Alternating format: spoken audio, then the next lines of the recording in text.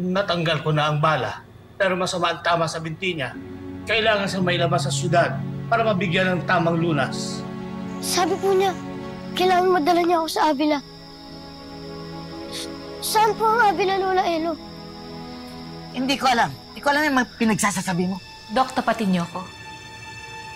Gano'ng kalala yung kalagayan ng anak ko? Ihandaan niyo ang sarili niyo sa posibilidad na siya ay maging lumpo.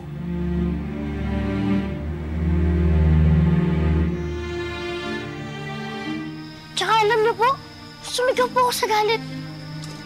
Bigla nagsidatingan yung mga ibon. Tama na. Parang narinig nila ako. Parang narinig nila ako na humingi ako ng tulong. Ayoko na marinig yan. Tatawagan ko ang ospital na pagdadalan sa kanya. Excuse me. Narinig kaya ako ng mga ibon? Ibon din kaya ako? Tama na sabi! Ayoko na marinig ang pinagsasasabi mo! Walang taong ibon. Hindi ka naiintindihan ng mga ibon. At lalong hindi ka ibon! Ronnie, Ma'am. ikaw ang sumama kay Rafael sa ospital. Opo, ma'am. Kayo po. Susunod ako. Meron lang akong kailangang singilin. At ipatawag mo lahat ng tauhan natin. Yes po, ma'am.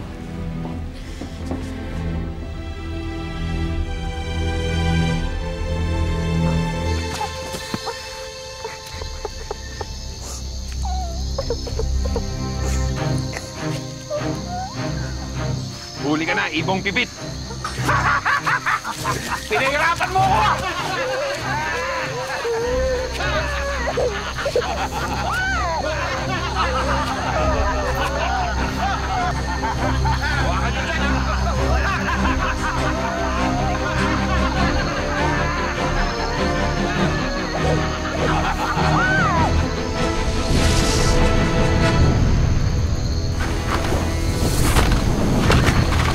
Huwag niyo galawin ang anak ko!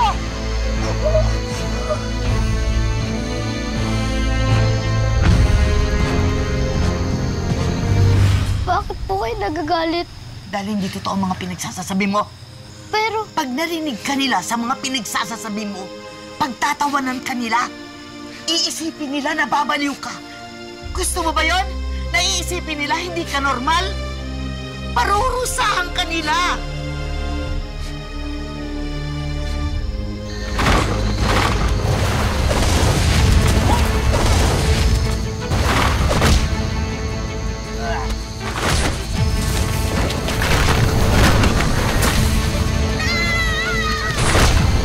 Sige!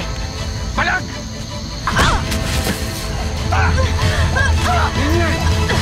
Suelo!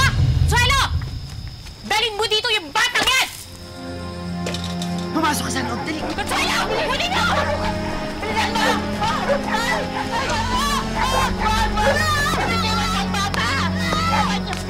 Huwag niyo siyang sasaktan! Huwag niyo siyang sasaktan! Huwag niyo sasaktan! Ano ka? Sinasabi ko na nga ba eh, wala kang ibang dadaling dito kung hindi ka malasan! Malulumpungan ako kaya kailangan malumpungan din! Ikaw, huwag ka makikialam dito! Sinasabahan ako lang ang kasalanan ng bata! Parang nga ako! Bilisan niyo! Sige! Subukan mo pa manlaban! Nasaktan ang anak ko! Ako na lang ang kunin mo! Talagang pagsasamahin ko kayo sa loob ng hawla! Ako na lang po ang tamahan ninyo! Ako na lang ang saktan ninyo! Ako na lang ang parusahan ninyo! Hindi! Umalis ka dyan! Kung gusto mo, pati ikaw lalatiguhin ko! Ako na po! Umalis ka dyan! Ako na po! Kailangan magbayad ng batang yan sa ginawa niya sa anak ko! Ako na po ang Umalis ka singilin dyan! ninyo! Wala sa kalaban-laban! anong gagawin nila sa atin?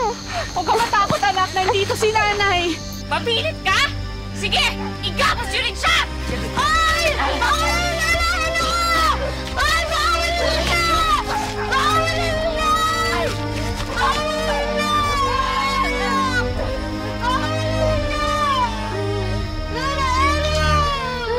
Huwag kayong matakot sa gagawin namin sa inyo. Yun ang pag-isipan nyo mabuti. Matakot kayo! Ah!